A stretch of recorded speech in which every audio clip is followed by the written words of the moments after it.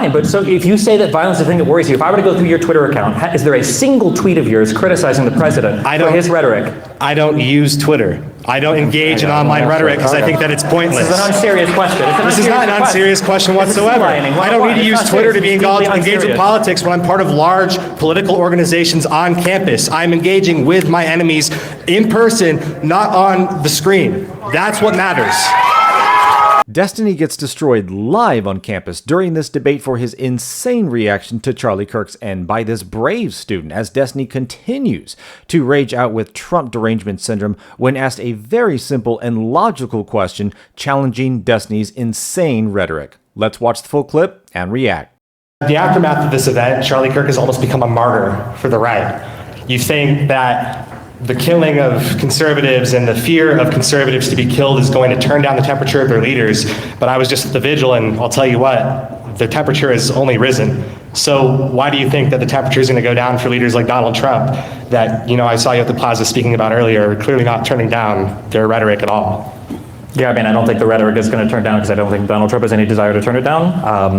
I think the left has been disavowing violence and calling for a decrease in the rhetoric for the past decade, and for some reason Republicans seem completely and utterly unwilling to do it. For everybody that's saying bullshit right now, I welcome you to go look at Joe Biden's Twitter to see what Kamala Harris has said, see what Barack Obama has said, and then you can go ahead and post me what Donald Trump has said in response to everything, which is just a call for more violence basically on the right. So I understand what you were saying earlier. You were saying that the left doesn't have a need to disavow, that should be on the conservatives. But I feel like I think everybody should disavow, to be clear. Everybody should disavow. That's why I'm here. That's why I'm speaking with you. That's great, but what about the president? But what I'm getting at, it's not about the president. It's not about the leadership. It's about you promoting this violence, saying that conservatives need to be afraid of dying at events. That is what I take issue with. It has nothing to do with conservatives. Violent conflict for political beliefs in the United States is not good for anybody. I feel like that here exists on the left. Nobody wants to see the violence. For some reason, it feels like the right feels like they're invincible and that they can go out and say the craziest things and invite all of the conflict that Donald Trump is still pushing. You can say it. Just look at what Donald Trump says. I invite somebody up here to tell me how Donald Trump has disavowed violence without blaming Biden or the left. When you come up here, no one's going to have anything to say because he hasn't done it. It's absolutely insane to me. So I don't know if the feeling is just that the right is inviting conflict. They don't think it's a big deal. I can't tell. I genuinely can't tell. Oh, go ahead. Faster back. Yep. I think the temperature that I'm gathering, and while, as a conservative, I don't follow the demagogues on the right. You don't follow the leader of your party, the political party? You're not my party. I'm a conservative, but I'm also registered as an independent. And the thing that I kind of want to, the thing that I want to ask you is, you need to make a statement very firmly condemning violence. And when you say things and you go on Piers Morgan and you continually say that the right needs to disavow, so do you. All of us need to. That's the point of this tour. We've been disavowing for 10 years. The right refuses to do it.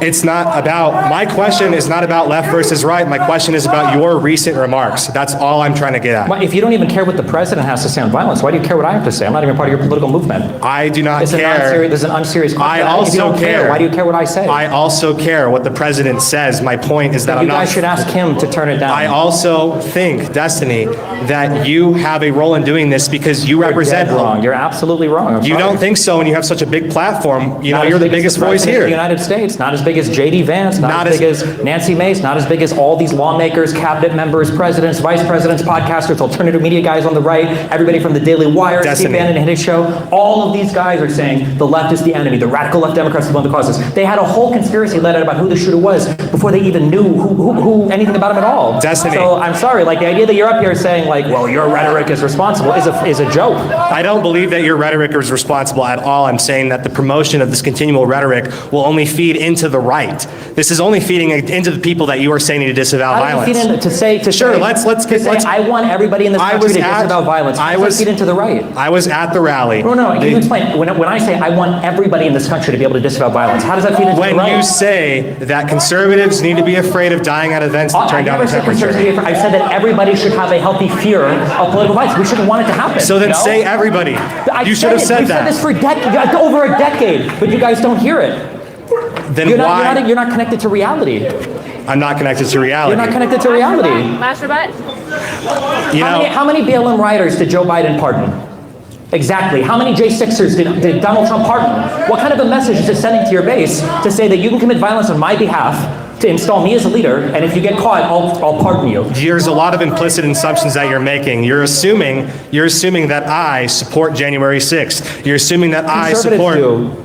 Yeah, but you're generalizing me as a part of the Republican right because when we're I'm talking about standing the here. political parties right I'm now. This isn't standing. just you and I'm me. standing here with a club, and we are trying to promote dialogue here. That's all I'm concerned about, and all I'm asking you is that as a conservative, where I have faced this fear for years, where I've also dealt with threats of violence. That's why I'm here. That's why I'm doing this, because I also don't stand with the demagogues that are calling for violence against the left as well. That's fine, but so if you say that violence is the thing that worries you, if I were to go through your Twitter account, is there a single tweet of yours criticizing the president for his rhetoric? I don't use Twitter. I don't engage in online rhetoric because I think that it's pointless. This is an unserious question. This is not an unserious question whatsoever. I don't need to use Twitter to be engaged with politics when I'm part of large political organizations on campus. I'm engaging with my enemies in person, not on the screen. That's what matters.